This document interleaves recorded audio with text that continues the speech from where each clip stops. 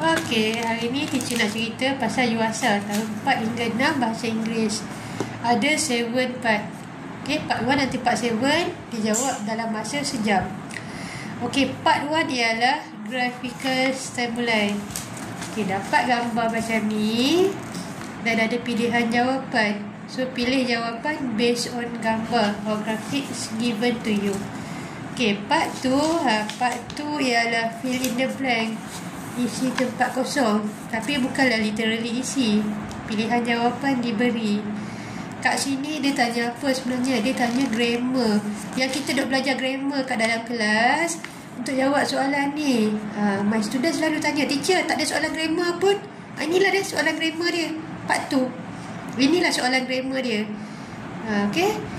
Untuk part 2. Okay, part 3 baru masuk reading. Ada text and ada questions. Ni teks diberi yang macam ni. Teks diberi macam ni. Okey, kita tengok questions dia pula ada. Okey. Soalan dia macam ni lah. Soalan pertama ada dekat paragraf pertama. Soalan terakhir dekat paragraf yang bawah.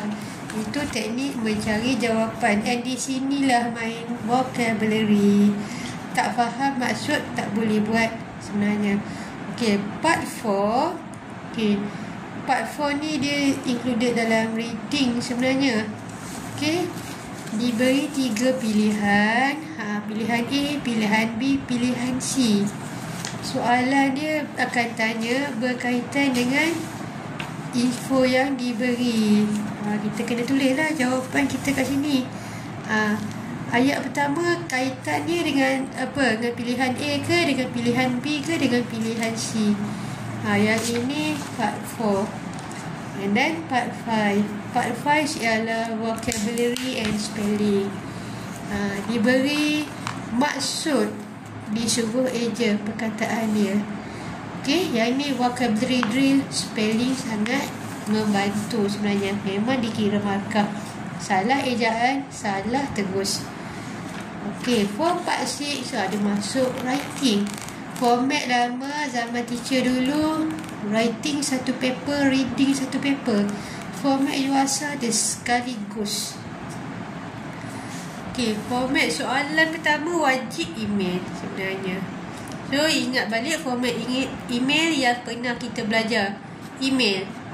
Okey? Soalan siap-siap bocor dah email. Tajuk apa? Yang itu saja yang mungkin akan dipusing sikit lah. Okey, part 7.